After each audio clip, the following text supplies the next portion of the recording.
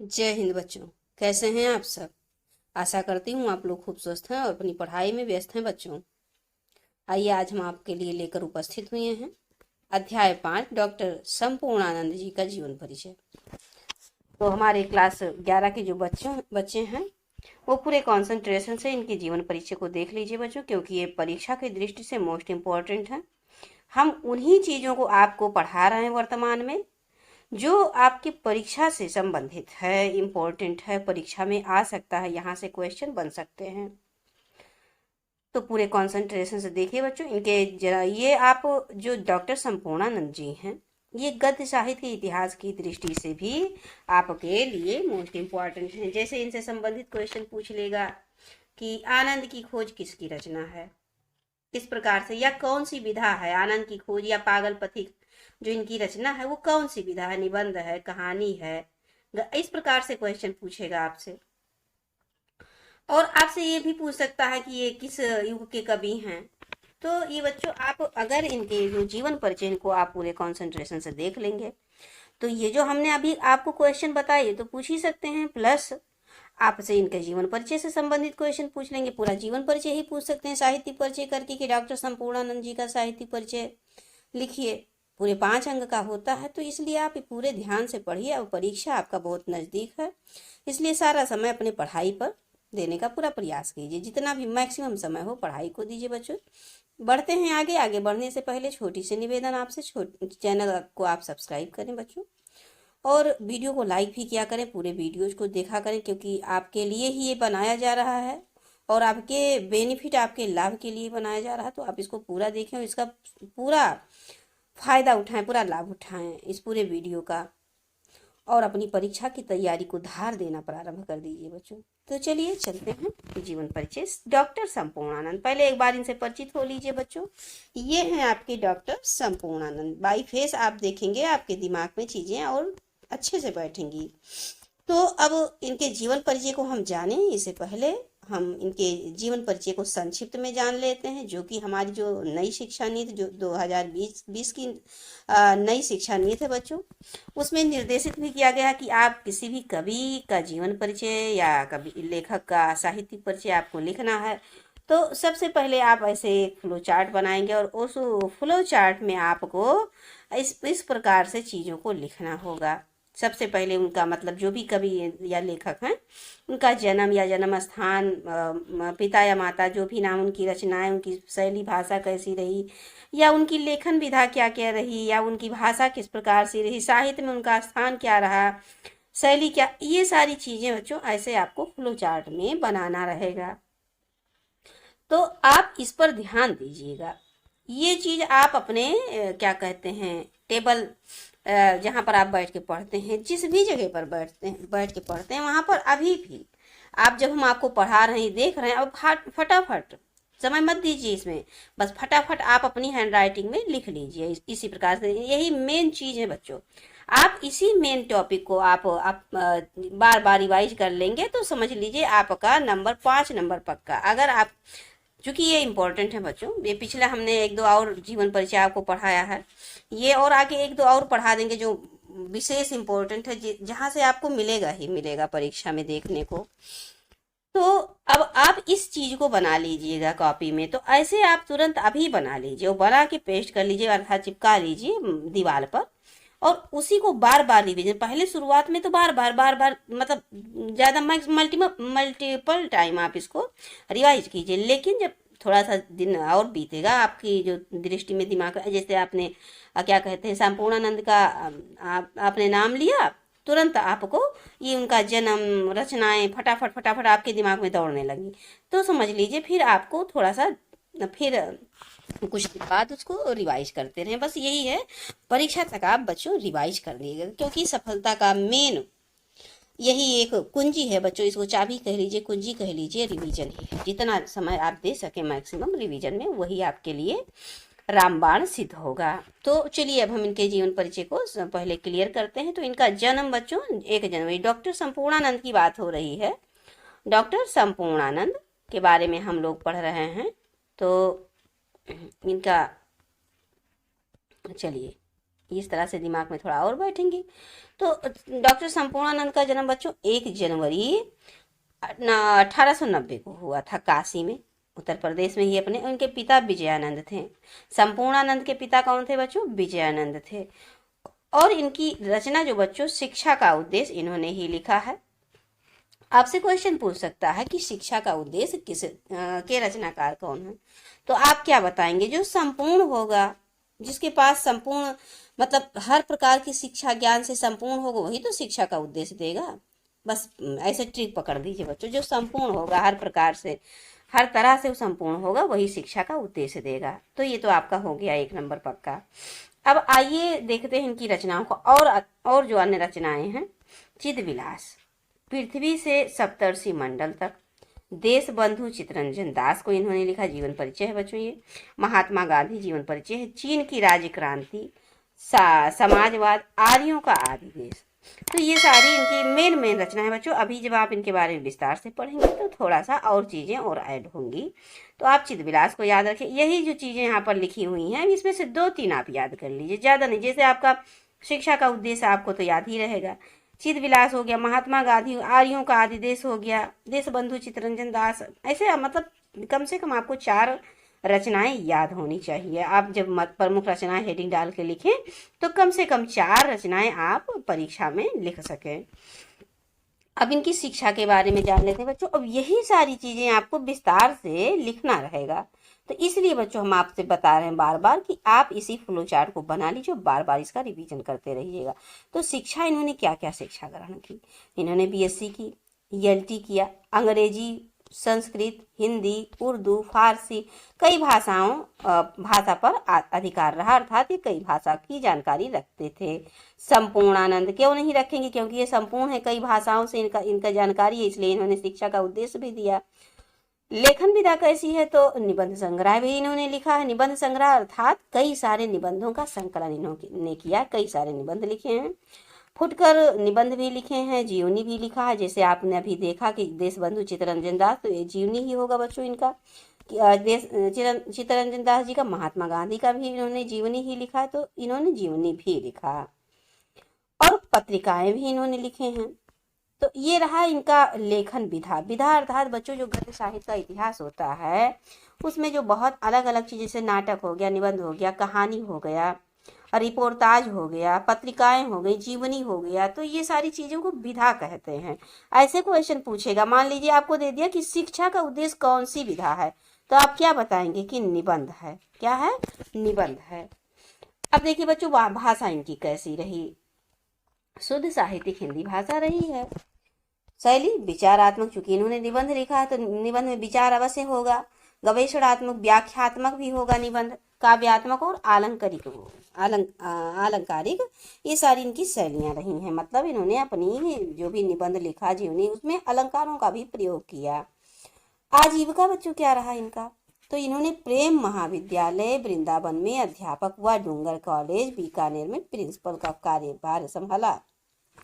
उत्तर प्रदेश के शिक्षा मंत्री, गृह मंत्री, मुख्यमंत्री एवं राज्यपाल भी रहे। सोचो बच्चों, ये शिक्षा का ही प्रभाव है ना, शिक्षा का ही प्रभाव, इसीलिए तो इन्होंने शिक्षा का उद्देश्य नामक निबंध भी लिखा। शिक्षा का प्रभाव है। ये सारे पद जो देख रहे हैं, ऐसे आसानी से नहीं मिलता। ये सारे बहुत लगन, बहुत परिश्रम, बहुत समय देना पड़ता, बहुत धैर्य के साथ निरंतर पढ़ते रहना पड़ता है। तो ये रहा इनका सिंपल सा जीवन परिचय। अब इन्होंने देखिए बच्चों, मर्यादा और टुडे, ये इनकी अंग्रेजी पत्रिका रही है। मर्यादा आपका प्रेमचंद जी का भी है बच्चों, हंस और मर्यादा प्रेमचंद जी का है बच्चों, लेकिन यहाँ पर मर्यादा और टुडे अंग्रेजी पत्रिका है डॉक्टर संपूर्णानंद का, ध्यान दीजिएगा आप। अब मृत्यु इनकी 1 जनवरी, देखिए बच्चों, जनवरी माह में ही 1 जनवरी सन 1890 को इनका अवतरण हुआ था धरती पर। और बच्चों देखिए 10 जनवरी 1969 को ये धरती को छोड़ चले। मतलब इतने विद्वान, इतने प्रखर बुद्धि वाले व्यक्ति 10 जनवरी सन 1969 को इनका स्वर्गवास हो गया। अब देखिए बच्चों, इनका साहित्य में क्या स्थान रहा?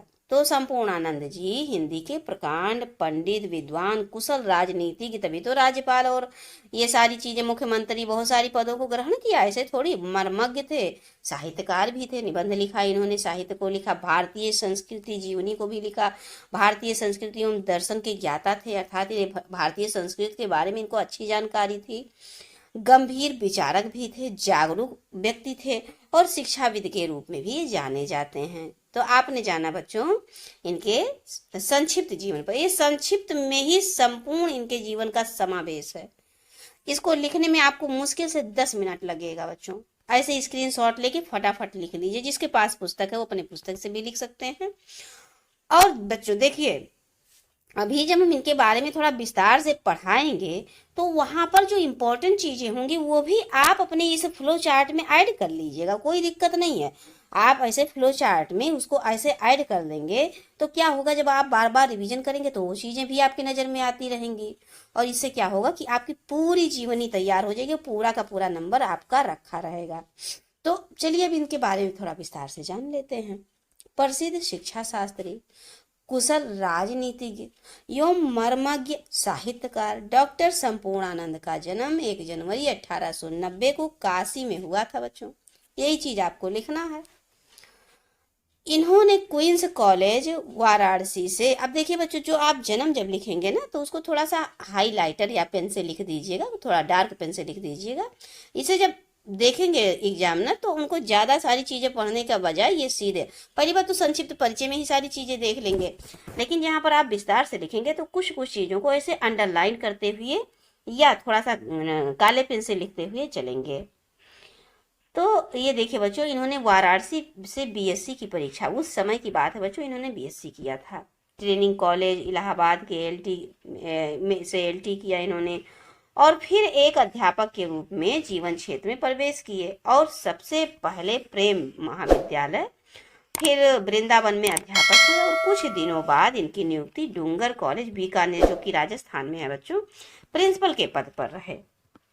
ये सन 1921 में महात्मा गांधी के राष्ट्रीय आंदोलन से भी प्रेरित रहे। 1920 में असहयोग आंदोलन इन्होंने प्रारंभ किया था महात्मा गांधी ने, तो उसी में ये जुड़े और काशी लौट आए, मतलब वहां उनसे प्रेरित होकर फिर ये काशी लौट आए और ज्ञान मंडल में काम करने लगे। इन्हीं दिनों इन्होंने मर्यादा मासिक, जो कि पत्रिका रही, और टुडे अंग्रेजी, जो कि दैनिक पत्रिका रही बच्चों, का संपादन कार्य भी प्रारंभ कर दिया ज्ञान मंडल से जुड़कर। इन्होंने राष्ट्रीय स्वतंत्रता संग्राम में प्रथम पंक्ति के सेनानी के रूप में कार्य किया, अर्थात स्वतंत्रता संग्राम में भी इन्होंने काम किया और 1936 में प्रथम बार कांग्रेस के टिकट पर विधानसभा के सदस्य भी चुने गए, अर्थात विधानसभा के सदस्य हो गए कब, 1936 में। 1937 में कांग्रेस मंत्रिमंडल गठित होने पर ये उत्तर प्रदेश के शिक्षा मंत्री भी नियुक्त हुए और सन 1954 में बच्चों ये उत्तर प्रदेश के फिर मुख्यमंत्री बने और 1960 में इन्होंने मुख्यमंत्री पद से त्याग पत्र दे दिया और फिर 62 में ये राजस्थान के राज्यपाल नियुक्त हुए। सन 1967 में राज्यपाल पद से मुक्त होने पर वह काशी लौट आए फिर और मृत्यु पर्यंत काशी विद्यापीठ के कुलपति, अर्थात जब तक ये मतलब जीवित रहे तो वहाँ काशी जो विद्यापीठ है वहां पर कुलपति बने रहे और 10 जनवरी 1969 को बच्चों इनका काशी में ही इस साहित्य और तपस्वी का निधन हो जाता है। डॉक्टर संपूर्णानंद एक उद्भट विद्वान थे। अब थोड़ा इनके बारे में और विस्तार से लिख देते हैं बच्चों। अब आपने तो आप लिखा ही है ये सारी चीजों को, कहाँ पर, संक्षिप्त परिचय में, फ्लोचार्ट में, तो अब वही चीज आपको विस्तार से लिखना है कि हिंदी, संस्कृत और अंग्रेजी तीनों भाषाओं पर इनका समान अधिकार था। ये उर्दू और फारसी भी अच्छे ज्ञाता थे। विज्ञान, दर्शन और योग इनके प्रिय विषय रहे हैं। इन्होंने इतिहास, राजनीति और ज्योतिषी का भी अच्छा अध्ययन किया। राजनीतिक कार्यों में उलझे रहने पर भी इनका अध्ययन क्रम बराबर बना रहा बच्चों। ये राजनीतिक कार्य में रहे, मतलब अब राजनीतिक कार्य हल्का फुल्का थोड़ी होता है, बहुत सारे वर्क होते हैं, लेकिन फिर भी इन्होंने अध्ययन का क्रम नहीं बंद किया, अध्ययन करते रहे। और सन 1940 में ये अखिल भारतीय हिंदी साहित्य सम्मेलन के सभापति निर्वाचित होते हैं और हिंदी साहित्य सम्मेलन में इनकी समाजवाद कृति, समाजवाद इन्हीं की कृति है बच्चों। समाजवाद के बारे में कौन लिखेगा? जो समाज के बारे में जानेगा, जो संपूर्ण ज्ञान रखेगा। किसके बारे में? समाज के बारे में, वही तो समाजवाद लिखेगा। ये बात पकड़े रहिएगा बच्चों, संपूर्ण ज्ञान होगा जब समाज के बारे में, तब वो समाजवाद लिख पाएंगे। तो ये इनकी कृति रही है, अर्थात इनकी रचना रही है। मंगला प्रसाद पारितोषिक प्रदान भी किया जाता, मतलब ये सम्मान है बच्चों, तो इनको सम्मान भी मिलता है। और इनको सम्मेलन की सर्वोच्च उपाधि साहित्य वाचस्पति भी प्राप्त हुई थी। काशी नागरी प्रचारणी सभा के भी ये अध्यक्ष थे और संरक्षक भी रहे। उत्तर प्रदेश के शिक्षा मंत्री और मुख्य, अब वही चीज विस्तार से लिखना है बच्चों, के रूप में शिक्षा, कला, साहित्य की उन्नति और के लिए अनेक उपयोगी कार्य भी किए। वाराणसी संस्कृत विश्वविद्यालय इन्हीं की ही देन है। जो वाराणसी में संस्कृत विश्वविद्यालय है, इन्हीं की देन है। डॉक्टर संपूर्णानंद जी ने विविध विषयों पर लगभग 25 ग्रंथों की तथा अनेक फुटकल रहेगा बच्चों यहाँ पर, लेखों की रचना की थी। डॉक्टर संपूर्णानंद की प्रसिद्ध कृतियां, अब देखिए बच्चों, पृथ्वी से सप्तर्षि मंडल, अब ये आपने फ्लो चार्ट में लिखा है, कहाँ कठिन होगा, बार बार रिवीजन करेंगे तब। चिदविलास, ज्योतिर्विनोद, अंतरिक्ष यात्रा, फुटकल निबंध, जीवनी और दर्शन, ये निबंध है बच्चों इनका, जीवनी और दर्शन। और जीवनी हमने आपको बताया था कि देशबंधु चित्तरंजन दास की इन्होंने जीवनी भी लिखी और महात्मा गांधी की भी इन्होंने जीवनी लिखी है। राजनीतिक और इतिहास के, ये है बच्चों, राजनीति और इतिहास के बारे में इन्होंने चीन की राजक्रांति के बारे में लिखा, और मिस्र की राजक्रांति और समाजवाद, आर्यों का आदि देश, ये सब लिखा। सम्राट हर्षवर्धन के बारे में भी इन्होंने लिखा। और क्या कहते हैं, भारत के देशी राज्य आदि, मतलब धर्म में गणेश, नाश दिए सूक्त की टीका और ब्राह्मण सावधान। टीका का अर्थ ये होता है बच्चों कि जैसे नाश दिए सूक्त है तो ये संस्कृत में है, तो अब इसी चीज को, इसी के मतलब अनुवाद को, इसी की व्याख्या को इन्होंने हिंदी में लिखा, अब इसी को टीका कहते हैं। जैसे आप हनुमान चालीसा पढ़ेंगे तो कई कई जगह पर वो हिंदी में विस्तार से व्याख्या में लिखा रहता है, तो उसी को टीका कहते हैं। अन्य रचनाओं में भी थोड़ा नजर दौड़ा लीजिए बच्चों कि अंतरराष्ट्रीय विधान, पुरुष सूक्त, वार्त, व्रात्य कांड और भारतीय श्रेष्ठ क्रम विचार, इनके सब अन्य रचनाएं हैं। स्फुट विचार, हिंदू देव परिवार का विकास और वेदार्थ प्रवेशिका अधूरी, ये सब मतलब आप जितना मैक्सिमम बार बार रिवाइज कर लीजिएगा तो आपको 2-4 याद रहेगा बच्चों। आप जीवनी में अब भूलिएगा नहीं, जैसा चित्तरंजन दास और महात्मा गांधी इनकी जीवनी है। इस तरह से आप हेडिंग टू हेडिंग लिख देंगे। और इनकी शैली शुद्ध, परिष्कृत और साहित्यिक रही है। इन्होंने विषयों का विवेचन तर्कपूर्ण शैली में किया है। विषय इनका प्रतिपादन की दृष्टि से शैली के 3 रूप मिलते हैं, एक तो विचारात्मक, व्याख्यात्मक और ओजपूर्ण लक्षित होता है। विचारात्मक शैली, इस शैली के अंतर्गत इन्होंने अनेक इनके स्वतंत्र और मौलिक विचारों की अभिव्यक्ति हुई है। भाषा विषय अनुकूल और प्रवाहपूर्ण रहा है, जिस प्रकार से इनके विषय रहे उस प्रकार से इनकी भाषा रही। वाक्यों का विधान लघु है और लेकिन प्रवाह और ओज सर्वत्र विद्यमान रहा है। जैसे मतलब इन्होंने बहुत कम वाक्यों में, शब्दों में लिखा, लेकिन जो प्रवाह रहा और निबंधों और उनकी रचनाओं में, और वो क्या कहते हैं, सर्वत्र विद्यमान है, मतलब प्रसिद्ध है। व्याख्यात्मक शैली, दार्शनिक विषयों के प्रतिपादन के लिए इस शैली, व्याख्यात्मक शैली की बात हो रही है बच्चों, तो ये दार्शनिक विषयों के प्रतिपादन के लिए इस शैली का इन्होंने प्रयोग किया, व्याख्यात्मक शैली का। और भाषा इनका सरल और संयत रहा। उदाहरणों के प्रयोग द्वारा विषय को अधिक स्पष्ट करने का प्रयास ये करते थे। ओजपूर्ण शैली में क्या है बच्चों, तो इस शैली में इन्होंने मौलिक निबंध लिखे थे। ओजपूर्ण था, वीरता थी, उत्साह थी, साहस था। और ओज की प्रधानता, वाक्यों का गठन सुंदर रहा और भाषा व्यवहारिक रहा बच्चों। और इनकी भाषा सबल, सजीव, साहित्यिक, प्रौढ़ और प्रांजल रही। प्रांजल रहेगा बच्चों यहाँ पर, प्रांजल। संस्कृत के तत्सम शब्दों का अधिक प्रयोग इन्होंने किया, और अर्थात कुल मिला के संस्कृत के शब्दों का ही प्रयोग किया। संस्कृत का तत्सम शब्द अर्थात पूरा संस्कृत ले लिया जाता है, उसी को तत्सम कहते हैं। और गंभीर विषयों के विवेचन में भाषा विषय अनुकूल गंभीर हो गई। इस प्रकार से इनका रहा। और कहावतों, मुहावरों का प्रयोग करके प्राय इन्होंने कम ही किया है, नहीं किया है ना के बराबर, लेकिन शब्दों का चुनाव भावों और विचारों के अनुरूप किया। भाषा में सर्वत्र प्रवाह, सौष्ठव, प्रांजलता और विद्यमान रहा बच्चों। प्रस्तुत शिक्षा का उद्देश्य, अब शिक्षा के उद्देश्य के बारे में थोड़ा सा समझ लेते हैं कि शिक्षा का उद्देश्य शीर्षक निबंध संपूर्णानंद जी के भाषा की शक्ति नामक संग्रह से संकलित है बच्चों। ये निबंध है क्या, शिक्षा का उद्देश्य कहाँ से लिया गया, तो भाषा की शक्ति नामक निबंध संग्रह है, वहीं से शिक्षा का उद्देश्य लिया गया। अर्थात जो भाषा की शक्ति निबंध संग्रह है, इसमें शिक्षा का उद्देश्य और अन्य कई निबंध इन्होंने यहाँ पर संकलित किए हैं भाषा की शक्ति में। तो ये चीज भी आपको लिखना पड़ेगा जीवनी में कि शिक्षा का उद्देश्य कहाँ से लिया गया है, तो भाषा की शक्ति से लिया गया। इस पाठ में लेखक शिक्षा के उद्देश्य पर मौलिक ढंग से अपना विचार व्यक्त किए हैं और प्राचीन आदर्शों को ही सर्वश्रेष्ठ स्वीकार किया है। लेखक ने इस पाठ में अध्यापकों का कर्तव्य बताते हुए स्पष्ट किया है कि अध्यापक का सर्वप्रथम कर्तव्य छात्रों में चरित्र का विकास करना है। अर्थात अध्यापक का स्वयं का आचरण बहुत शुद्ध होना चाहिए, क्योंकि किसी भी अध्यापक, कोई भी छात्र अपने ही अध्यापक को आदर्श मानता है और उनके आचरण को ही फॉलो करता हुआ, सीखता हुआ आगे बढ़ता है।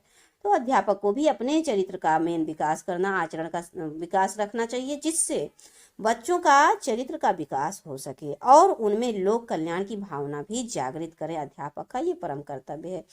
तो ये रहा बच्चों, ये अंतिम लाइन आप भूलिएगा नहीं, जब भी जीवन परिचय आएगा तो इसको अवश्य लिखिएगा। इससे आपको आपके जो जीवनी में काफी मजबूती आ जाएगी शिक्षक के नज़र में।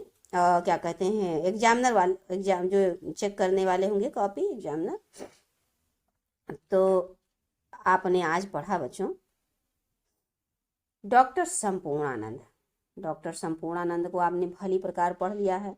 अब नेक्स्ट क्लास में बच्चों इनसे संबंधित जो शिक्षा का उद्देश्य है, हम पाठ को ना पढ़ा करके question answer, direct question answer के माध्यम से प्रस्तुत करेंगे और वहीं पर आपको व्याख्या भी करेंगे शिक्षा के उद्देश्य को, साथ ही साथ क्वेश्चन आंसर भी सॉल्व कराते जाएंगे, क्योंकि बच्चों समय का अभाव है और पाठ्यक्रम कंप्लीट करना है मैक्सिमम चीजें। तो हम यहाँ पर कोशिश करेंगे बच्चों कि ये जो हमने 5 अध्याय आपको 1 से लेके 5 अध्याय तक पढ़ा दिया है, आपकी परीक्षा में यहीं से आ जाएगा। 2 ही आने वाला है, 2 ही आएगा तो कहीं ना कहीं यहीं से आपको पकड़ लेगा, क्योंकि ये सारी चीजें बहुत इंपॉर्टेंट हैं।